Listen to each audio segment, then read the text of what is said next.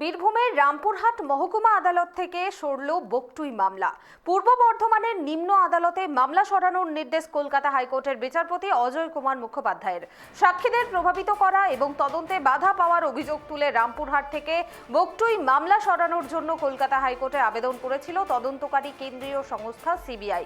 বুধবার সেই মামলাতেই বিচারপতি অজয় কুমার মুখোপাধ্যায় রামপুরহাট থেকে পূর্ব বর্ধমানে বকটুই মামলা সরানোর নির্দেশ দিলেন। এবার মামলাটির শুনানি কোথায় হবে তা পূর্ব বর্ধমানের জেলা বিচারক ঠিক করবেন।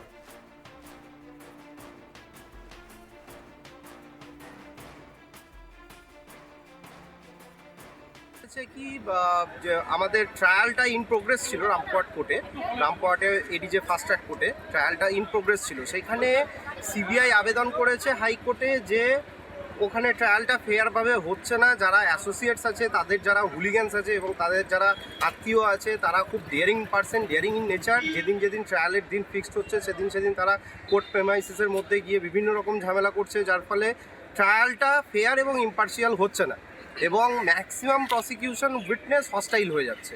এই গ্রাউন্ডের জন্য তারা সেম সেশন ডিভিশন, যেটাকে বলছে রামপুরহাটের সেম সেশন ডিভিশন, মানে রামপুরহাট এডিজে থেকে যে কোনো একটা সিবিআই স্পেশাল কোর্ট কলকাতার মধ্যে ট্রান্সফারের একটা আবেদন করেছিল হাইকোর্টে, কেস ট্রান্সফারে।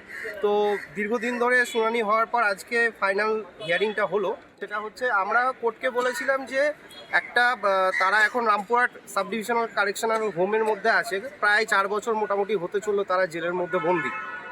এবার কেসটা ট্রান্সফার হলে তাদেরকে প্রথমত জেল ট্রান্সফার করতে হবে, তার একটা আলাদা অ্যাকোমোডেশন তৈরি করতে হবে। তারপর হচ্ছে যে সেখানকার যে এই কেসের যারা ম্যাক্সিমাম উইটনেস আছে, তারা ম্যাক্সিমামটাই তারা রামপুরহাটের বাসিন্দা। এর ফলে তাদেরকেও যেদিন সাক্ষীর দিন থাকবে সেদিন মানে রামপুরহাট থেকে পূর্ব বর্ধমানে এসে সাক্ষী দিতে হবে তাদেরকে। এটা তাদের পক্ষেও একটা খুব হেক্টিকের ব্যাপার। তাই আমরা মানে জিনিসটা অপোজ করেছিলাম, বিরোধিতা করেছিলাম। তো সব কিছু বিবেচনা করে আজকে মাননীয় জজ সাহেব এই রায়টা দিলেন।